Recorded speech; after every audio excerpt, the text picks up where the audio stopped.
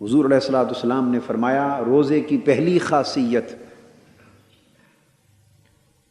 اور خاص طور پہ ماہ رمضان المبارک کے روزے جن کا ذکر ہو رہا ہے، ان کا پہلا فائدہ اہل ایمان کے لیے یہ ہے کہ یہ بڑے بڑے گناہوں سے انسان کو بچا لیتا ہے، اپنی حفاظت کی آغوش میں لے لیتا ہے، اور انسان کے لیے ڈھال بن جاتا ہے تاکہ ان گناہوں کے سبب وہ جہنم اور دوزخ تک جانے سے بچ سکے۔ اس کا ایک پہلو یوں بھی ہے کہ حضور علیہ الصلوۃ والسلام نے ارشاد فرمایا، جب ماہ رمضان شروع ہو جاتا ہے تو فرمایا اذا دخل شہر رمضان فتحت ابواب السماء وفی روایت فتحت ابواب الجنہ وغلقت ابواب جہنم وسلسلت الشیاطین۔ فرمایا جب ماہ رمضان المبارک شروع ہو جاتا ہے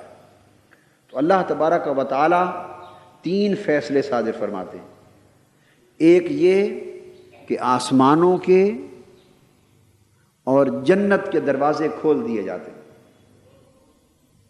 جنت کے سارے دروازے کھول دیے جاتے ہیں، اور آسمانوں کے دروازوں کے کھولنے کا مطلب یہ ہے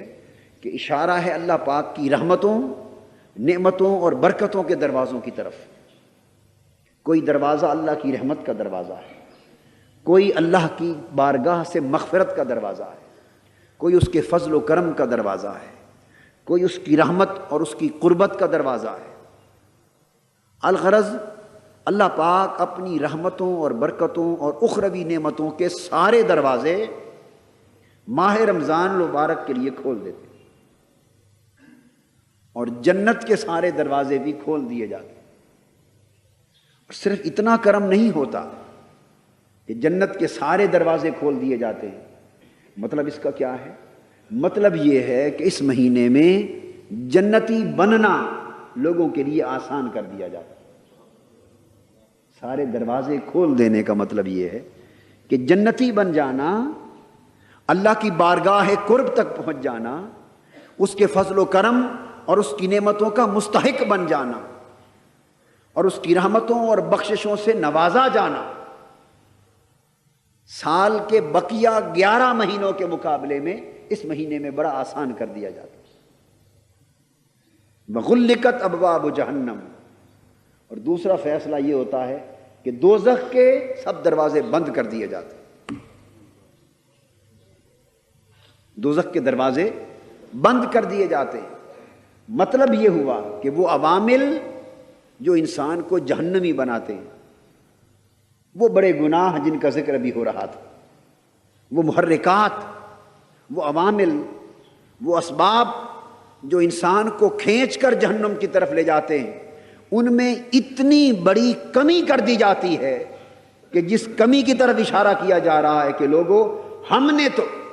جہنم کے دروازے بند کر دیے ہیں، اب تمہاری مرضی کہ اب بھی جنتی نہ بن سکو تو نصیب ہے تمہارا۔ یعنی ہم نے تو جہنم کے دروازے بند کر دیے، جنت کے دروازے کھول دیے، یعنی تمہیں ایک ایسا ماحول عطا کر دیا جس ماحول میں دوزخی بننے کی گنجائش کم اور جنتی بننے کی گنجائش زیادہ ہے۔ اب تمہارا نصیب ہے کہ پھر بھی اللہ کی بارگاہ کی رحمتوں کی خیرات نہ پا سکو۔ وسلسلت الشیاطین، اور تیسرا فیصلہ فرمایا کہ شیطانوں کو زنجیروں سے جکڑ دیا جاتا ہے، شیطانوں کو زنجیروں سے جکڑ دیا جاتا۔ دو عوامل ہوتے ہیں انسان کو گمراہ کرنے کے، ایک خارجی عامل وہ شیطان کا، ایک داخلی عامل وہ انسان کا نفس۔ تو اللہ پاک نے فرمایا کہ ہمیشہ انسان جب برائی کر بیٹھتا ہے تو کہتا ہے کہ لعنت ہو شیطان پر، اس نے مجھے بہکا دیا۔ بے شک وہ شیطان لعنت کا مستحق ٹھہرا، مگر شیطان کے بہکاوے میں آ جانا یہ زیادہ تر بدی اور تباہی اور ہلاکت کا باعث بنتا رہتا ہے۔ فرمایا کہ ہم اپنے بندوں پر اتنا کرم بھی کرتے ہیں کہ جتنے شیطان ہیں انسان کو بہکانے والے، ان کو اس مہینے کے لیے جکڑ کے بند کر دیا جاتا ہے۔ گویا خارجی عوامل بھی روک دیے جاتے ہیں، بس صرف ایک اندر کا عامل انسان کا اپنا نفس رہ جاتا ہے۔ صرف ایک اندر کا عامل رہ جاتا ہے انسان کا نفس، اور پھر اس نفس کی اصلاح کے لیے روزہ عطا کر دیا ہے کہ صبح سے شام تک اللہ کی رضا پر روزہ رکھنا، اور رات کو اللہ کی رضا میں قیام کرنا، اور پھر قیام کے دوران اللہ کا کلام سننا۔ یہ وہ 3 کام ہیں جن سے نفس کی اصلاح ہوتی۔ تو فرمایا لوگوں، نفس کی اصلاح کا ماحول عطا کر دیا، شیطانوں کو جکڑ دیا، دوزخ کے دروازے بند کر دیے،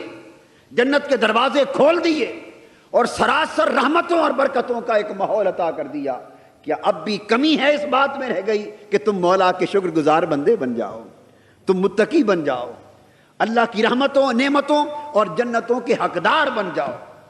اگر اب بھی نہ بن سکو تو اس سے بڑی بدبختی اور شومی قسمت اور محرومی اور کیا ہوگی؟ وہ جو فرمایا نا کہ یہ روزے جو ہیں ڈھال ہیں، تو ڈھال کا مفہوم آپ سمجھ گئے دوسری حدیث سے کہ کتنے بچاؤ اللہ پاک نے ان روزوں کے مہینے میں عطا کر دیے، اس لیے ان کو ڈھال کر دیا کہ یہ ڈھال ہے۔ سب سے پہلے نئی ویڈیوز کو حاصل کرنے کے لیے شیخ الاسلام ڈاکٹر محمد طاہر القادری کے آفیشیل یوٹیوب چینل کو سبسکرائب کریں اور بیل آئیکن کلک کریں۔